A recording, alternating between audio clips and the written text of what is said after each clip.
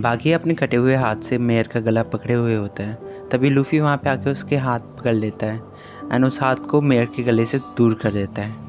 Captain बागी इन सब चीज़ों को देख रहा होता है और उसे बहुत गुस्सा आता है कि लूफी बीच में आके उंगली कर रहे हैं। मेयर को भी ऐसा लगता है कि ये लड़ाई सिर्फ उसकी है एंड वो लूफी को इसके बीच में इन्वॉल्व नहीं करना चाहता, लेकिन लूफी उसके सर को पकड़ के ज़मीन पे मार देता है जिससे वो बेहोश हो जाता है। नामी ये देख के बहुत गुस्सा होती है और पूछते ये क्या किया।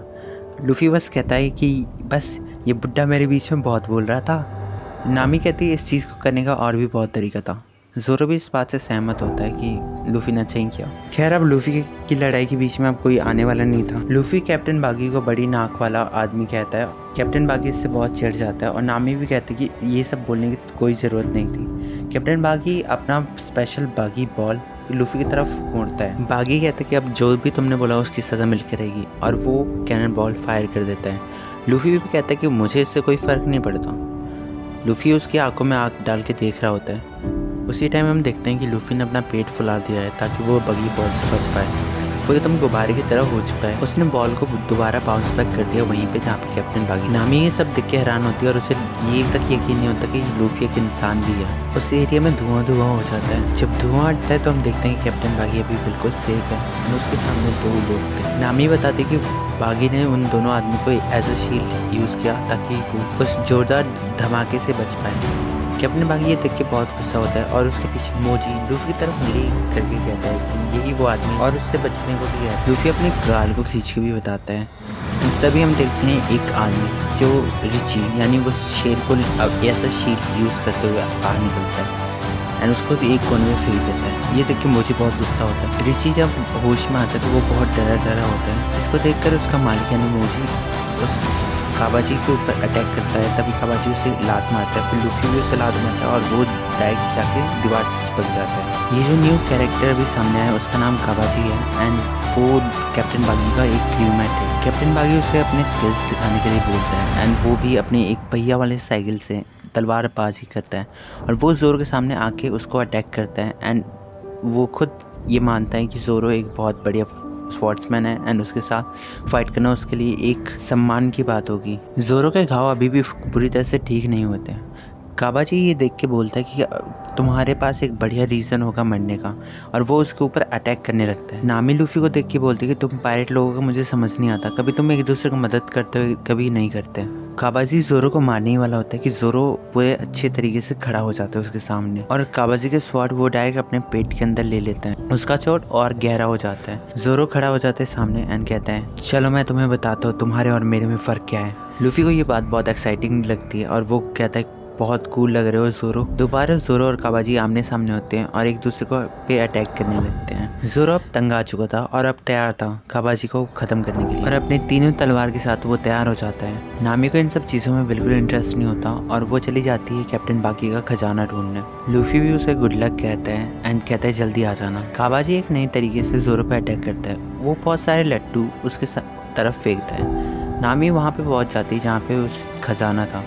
ज़ोरो पे उन लट्टुओं से बहुत अच्छे तरीके से डील कर लेता है और उसे कोई परेशानी नहीं होती। पीछे से कैप्टन बागी का हाथ काबाजी की मदद करने वाला होता है कि लूफी उसके ऊपर पैर रख देता है और बहुत ही बैड स्माइल के साथ कहता है तुम ज़ोरो की फाइट से दूर रहो। नामी खजाने के पास आराम से पहुंच जाती है एंड वो देखती है बहुत सारा खजाना उसकी आंखों के सामने। तभी वो देखती है उसके गले के ऊपर किसी ने तलवार रख दिया है एंड जब वो मुड़ के देखती है तो वो कोई और नहीं बस एक नशेड़ी सा आदमी था एंड उसको वो आराम से मज़ा चखा लेती है। उसको एक ट्रेजर मैप भी मिलता है जो कि ग्रैंड लाइन का था एंड वो नामी बहुत खुश होती है। ज़ोरो और काबाजी की फ़ाइट अभी भी चल रही होती है एंड ज़ोरो अब इन सब चीज़ों से बहुत तंग आ चुका था एंड वो अब क्या करता है कि वो अपने तीनों तलवार के साथ तैयार हो जाते हैं। जैसे ही काबाजी उसकी तरफ आता है अटैक करने तभी वो अपना स्पेशल मूव ओनिगिरी यूज़ करता है जिससे काबाजी मारा जाता है। काबाजी की मरते देर नहीं होती एंड ज़ोरो ज़मीन पर पड़ जाता है और लूफी से कहता है कि मैंने अब बहुत काम कर लिया, अब मुझे सोने दो, कोई आवाज़ नहीं आनी चाहिए। लूफी भी उसे कहता है ठीक है। नामी सारा खजाना पैक करके तैयार थे जाने के लिए। अब लूफी और बागी आमने सामने थे। लूफी के सर पे जो एक स्ट्रॉ हेड थी वो कैप्टन बागी को किसी की याद दिला रही होती है। लूफी को भी ये बात अजीब लगती है। बागी भी उस लाल बाल वाले आदमी की बात करता है। लूफी भी चौंक जाता है क्या वो शांक्स की बात कर रहा है। अब लूफी तैयार था उसके ऊपर अटैक करने के लिए। तभी बागी अपने हाथ में बहुत सारे चाकू निकाल के उसको एक चक्री की तरह उसके ऊपर अटैक करने लगता है। लूफी कैसे ना कैसे उससे बच जाता है एंड गम पिस्टल अटैक से उसके ऊपर बहुत अटैक करने वाला ही होता है कि कैप्टन बागी अपना गला दूर कर लेता है और लूफी किसी एक कबाड़ी वाली जगह पे पड़ जाता है। लूफी जब उठता है तो देखता है कि बहुत सारे चाकू उसकी तरफ आ रहे हैं एंड देखता है कि उसकी टोपी के ऊपर एक निशान पड़ गया है उस चाकू की वजह से, जिसकी वजह से लूफी बहुत गुस्सा होता है और उसको बहुत ज़्यादा गालियाँ दे रहा होता है। लूफी को बहुत गुस्सा आ रहा होता है एंड अभी भी कैप्टन बागी रुकता नहीं है। कैप्टन बागी लूफी की टोपी के अंदर 3 चाकू से छेद कर देता है। तभी लूफी और शांक्स की यादें ताज़ा हो जाती हैं। लूफी के दिमाग में शांक्स की हर वो बात घूम रही होती है और उससे किया गया वादा अभी भी उसके दिमाग में था, जिसकी वजह से वो बार बार गुस्सा हो रहा था। कैप्टन बागी कह रहा होता कि ये गंदी सी टोपी मुझे किसी की याद दिला रही होती। लूफी गुस्से में कहता कि कुछ मत बोलो शांक्स के बारे में, ये टोपी शांक्स की है। तभी बागी कहते अच्छा, मुझे लगा ही था वो शांक्स की ही है।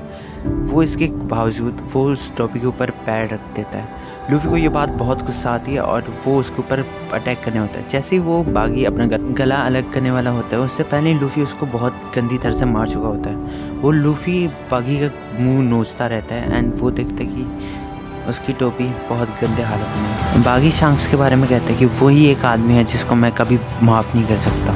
एंड इसी के साथ हमारा एपिसोड ख़त्म हो जाता है।